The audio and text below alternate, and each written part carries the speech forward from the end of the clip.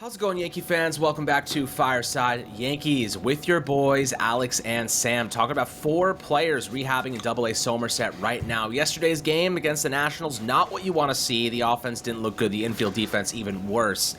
These guys need some reinforcements. I think September is going to be a little bit different. Key components returning. Ian Hamilton hitting 98 on the gun in AA. We love to see that. 6 Ks in 2.1 innings. Yesterday, he looks like his normal self. The spin rates, everything looks really good. That's going to be a key component back in this bullpen. I think people are underrating just how important he's going to be down the stretch here as long as he can stay healthy. But, of course, you have Clark Schmidt, John Birdie, and Anthony Rizzo returning from injury, hopefully, in the next few weeks. So, big-time reinforcements on the way, Sam. How are you feeling about this team right now? Obviously, yesterday was disappointing. We see the best team in baseball and then the worst team in baseball on any given night from this Yankee team. It's just kind of how it's been this season. We need to go on a hot stretch in September. We need to go into the playoffs red hot and start to beat some teams down. And bad opponents like the Washington Nationals, we got to beat them. We got to take advantage of those teams. We got to, give ourselves a little bit of a cushion in the American League East. But how are you feeling about this team and the reinforcements on the way? Well, here's the good thing, is we're not going to talk about the game last night because that's kind of obsolete. That's not why we're here to talk about. We're here to talk about the reinforcements and the guys that are coming back. This team right now could probably use a little bit of, this support that's going to come from AA, and I think it's kind of crazy right now that they're throwing out 4 of these guys in AA. It's like these other teams are playing super teams right now at this point, and we can pretty much run through every single name and what kind of impact I think they're going to bring. The first guy off the top of my head that I know is going to bring an impact, and I think slots right back into this rotation, is Clark Schmidt. This is a guy that, that early beginning of the year when Garrett Cole was hurt, there were a lot of question marks about the rotation. There were guys that stepped up. Luis Hill stepped up. Clark Schmidt really stepped up with that 2.52 ERA in those 60 innings that he was up here. He was incredible, and I think that he slots back in and doesn't move to a bullpen role. I think that, down the stretch into the playoffs, if somebody were to move into a bullpen role, it would be a guy like Luis Hill, who has legitimate control problems and is on the IL right now. But I think Clark Schmidt fills out a perfect spot right back in this rotation and should be an instant contributor. Somebody that has a lot of question marks right now and hit a home run yesterday in AA is Anthony Rizzo. This is a guy that had, negative .5 F4 in his time last year. Obviously a really weird year last year with the concussion and, the struggles down the stretch, and the struggles then kind of turned into it this year. And I think it becomes a question of, do you want to roll with the veteran in Anthony Rizzo, who really struggled this year and maybe can, relive some of that 2022 magic that he had. He was awesome in 2022, and then back down, that stretch in 21, he was awesome, but last year was not a great year. And, if he's healthy, if he's good to go, it's a question of, do you want to roll with him? Do you want to roll with the young gun of Ben Rice? Do you want to put DJ LeMahieu at first base? I think there's a lot of question marks that will probably get filled out over the next couple of weeks, and we're going to see what they do with Anthony Rizzo. But I think that could be a major concern for that guy because we don't know what we're going to get from Rizzo right now, right? Ian Hamilton is another cat that, was awesome for the Yankees last year. 2.66 ERA. This year, not so much, dealt with a couple injuries, but I think that when he's right, when he's at his peak, can really get in this bullpen and be one of the biggest contributors that we have. And then John Birdie, a lot of question marks. Haven't seen him too much this year. Can kind of fill out a utility role. And granted, what his role was on this team kind of got filled out by Jazz Chisholm and him getting brought over as well. So I think John Birdie can maybe come up and fill a utility spot as well. You also have to fit Jason Dominguez into that formula as well at some point. So I think these are 4 or 5 guys that can probably give you a decent impact down the stretch, Alex. Absolutely. So if we're looking at whose spot they're taking, I think Rizzo is the natural, first baseman here, just because even if you look at DJ LeMahieu, yesterday, just some bad moments. Ben Rice, I just don't trust him. He's too young, too inexperienced to help us in a postseason.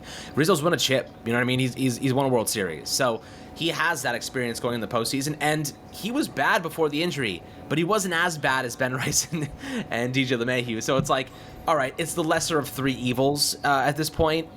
Look, I think Rice is going to be a fine long-term piece. He's just inexperienced, needs to see more pitches. First-time first baseman. It's tough.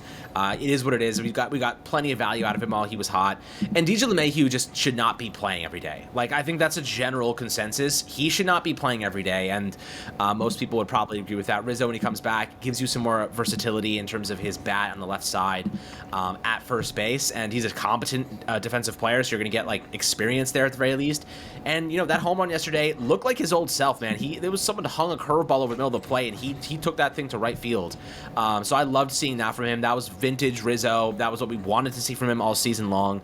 If he can come back, get kind of his groove going in September, he's going to be a better piece than the 2 options that we do have right now. Again, 35 years old, all we're hoping is that Rizzo gives us one last hurrah, because they're going to reject his player option, or rather his club option, at $20 million for next season. This is his last chance to leave a legacy with the Yankees, right? No one's going to remember his name here if he doesn't make an impact down the stretch, and that's unfortunate truth. It's championship or nothing unless you're Aaron Judge or Juan Soto, and you're just that level of talent, or Garrett Cole.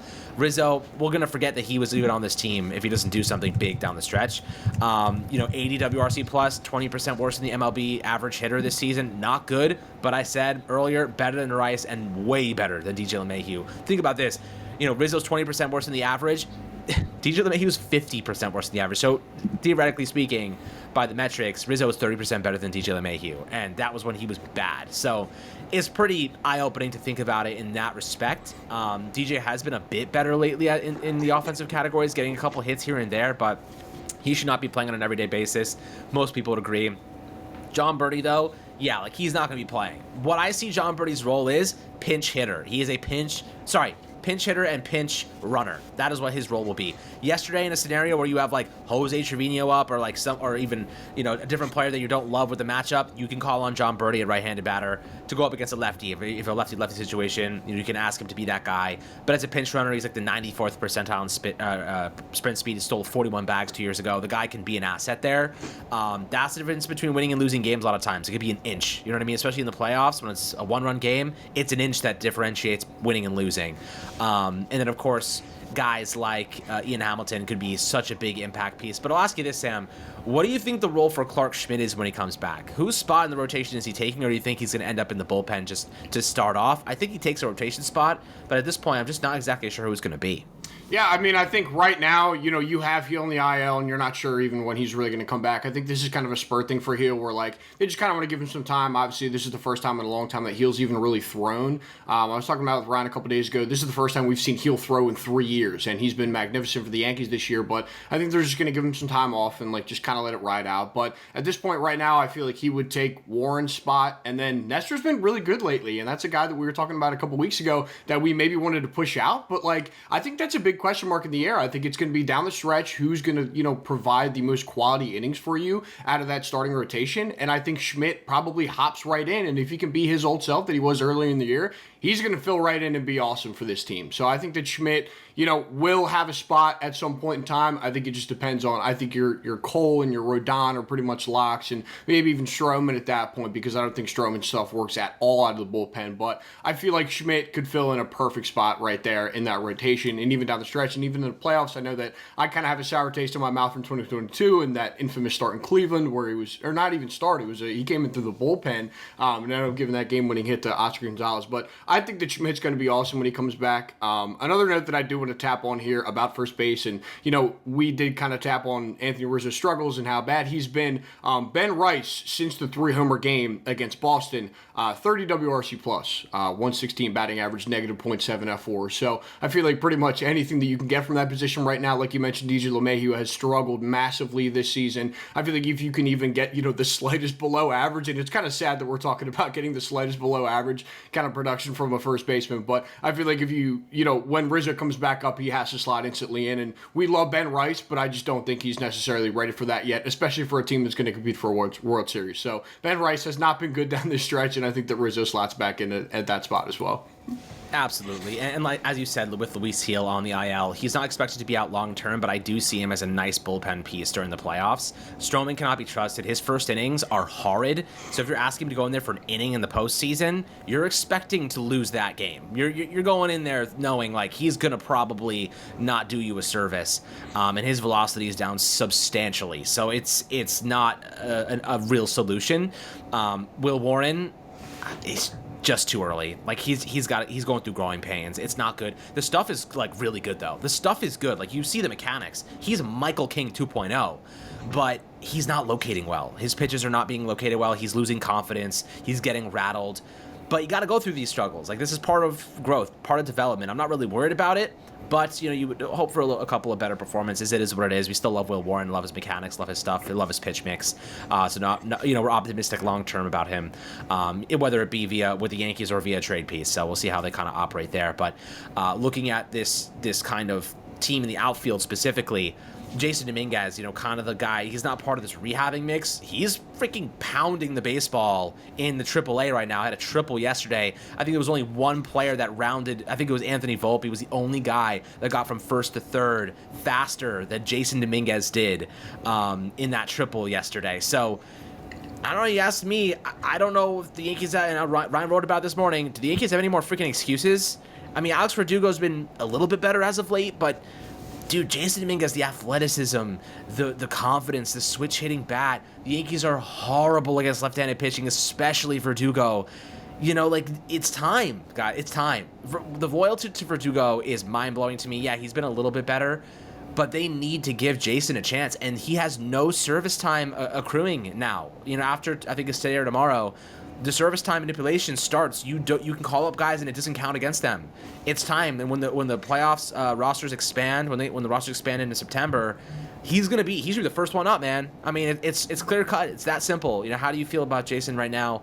He's ready, man. He's ready to make an impact in the MLB. It's just the Yankees have to give him a chance. Yeah, so the service time stuff is up today. Ryan wrote about it this morning. It is actually up today, and I feel like this is a player that, he shouldn't be just the first one. He should be the one. Like, that is the guy that, even when I'm looking at these kind of rehab guys that we've been talking about in this episode, this is a player that we've been screaming for to be up with this big league roster because he deserves a shot. Granted, Alex Verdugo been a lot better since the allergy thing with the batting gloves, and I guess they got him new gloves, and I think he's sitting around 400, which is pretty interesting since they finally figured that situation out. But I think long term, and especially down the stretch, I think Jason Dominguez has to be the guy just because of the peak athleticism and what he can bring to the table. He's an incredible hitter, hit that triple last night, looked awesome. He plays great defensive outfield. Like, there's no red flags here with this team bringing up Jason Dominguez right now to play down the stretch, and I think that, he should probably have first priority over a lot of these other players. This is a kid that's 20, 21 years old, and we're screaming for him to be on this roster. It's very Juan Soto-esque. I don't think he's as good as Juan Soto-esque when he came up to the league, and Juan Soto was incredible with the Washington Nationals, but I think that this is a player that has to be on this roster right now, just because of the immediate impact that he can bring, and, like you said, this is a team that cannot hit left-handed pitching. He's not awesome from the right side at all, but I just feel like if you can throw another bat on that right-handed side, it's crazy because I feel like 3 years ago we were screaming for lefties and now we're kind of screaming for righties on this Yankees team. It's a very weird flip, but yeah, I think Jason Dominguez should be up here immediately, without a doubt. I feel like he's flashed all the tools in triple and it's time to pull that trigger. Yep, absolutely. I'm definitely excited to see kind of what the Yankees do, but I think Dominguez is going to be the guy that they call up, and getting the reinforcements at this capacity. Clark Schmidt is one of our best starters, and if he's not in the postseason being that primary starter, he's going to be in the bullpen where he has closing experience. Ian Hamilton, on top of his game, one of the best bullpen arms that we have. You don't want Tim Hill making postseason appearances, my friends. You don't want, they just DFA'd Michael Tonkin. You don't want Tim Mason making, postseason, performances. I just kind of feel like this team is about to get a lot of juice back and a lot of fresh legs and fresh bats and, just new acquisition. Essentially what Brian Cashman did here was he went, I'm not going to make big acquisitions aside from Jazz because I view these guys coming off the injured list as de facto trade deadline moves. And listen, I think we could have used a Yandy Diaz. In fact, I would have loved to get him. I would have loved to get, a different bullpen arm, like a really, truly elite guy. But unfortunately, we didn't go in that direction. Mark Leiter Jr. has been horrible for the Yankees. Horrible, a liability. They just DFA'd Michael Tonkin for having the same numbers as Mark Leiter Jr. And, over the course couple weeks, the past couple weeks that is, since the deadline. And Eniel de los Santos got picked up by the team that put 7 runs up against him. So the universe is colliding. We're in the multiverse now where the White Sox are doing White Sox things, and it is what it is. But how do you feel about, just the return of Ian Hamilton specifically? I think that it's going to take a lot of pressure off of Clay Holmes, personally. Yeah, I don't think anything can be seen as a negative when you're adding to this bullpen now. This is a group that they had a very good week last week, but down the stretch, back after this All-Star break, has been absolutely gross. And I think that Hamilton, if he's at the peak of his powers, can take a lot away from what Clay Holmes is going to do. And I think that that's a guy that can maybe even slot into the closer role for you. We'll see what happens. I know that Boone trusts his guys and he wants to stick with Holmes and that kind of stuff. But I feel like Ian has the stuff to be able to slot into that role and be a real producer. This is a guy that last year they kind of picked up off of the scrap heap and was absolutely incredible for the Yankees down the stretch. Granted, like not a lot of high leverage innings, like pretty like gross baseball from the Yankees last year, but struggled this year. And I think that he can come back and be back at his best. I think that he can even be a multi-inning guy and run a seventh, eighth before Clay or like something like that. Like those are very valuable postseason innings. I feel like, dude, you slot him in for Tim Mesa. That is an immediate upgrade. I feel like anything you could add to this bullpen right now is an immediate upgrade. So I think Ian Hamilton will come back and provide a real impact for the squad. Yeah, I 100% agree. Having him as a setup man in the eighth inning for Clay, like that's what we always hoped. That's what the Yankees went into the season thinking was going to be the solution there, and it obviously hasn't been due to the injuries. But perfect time to get a lot of guys back, right? Like they have a month here to get a nice sample of action, a month to get into their groove, a month to get their arms ready. And, this team's going to look a lot different in a couple days. Like let's say fast forward 2 weeks from now, maybe you get Luis Hill back. You got Clark Schmidt, Cody Poteet, another name that we haven't even mentioned. There's going to be a lot of pieces ready to make an impact. So I'm excited. We'll see. Hopefully we just maintain our health. That's the most important part here. The next month and a half, the next 2 months really, is you got to stay healthy. It is that simple. Got to stay healthy. Got to stay churning. Got to stay performing. It's okay to have a bad game every now and then, but when the postseason come around, there's no such thing as bad games. You just can't have them. You got to be locked the hell in. So, hopefully these new reinforcements take some pressure off of the guys that could use a little bit of rest, but also reinforce positions that are just not performing that well. Mostly first base is a guy like we need Rizzo to be his vintage self for 2 months. That's it. That's all I'm asking, buddy. 2 months of your 2022 version when he hit 32 homers, and we are going to be very happy campers, my friends. But as always, make sure to like, subscribe down below, and make sure to leave your comments in the YouTube comment section as always, and we'll catch you guys on the next Fireside Yankees episode.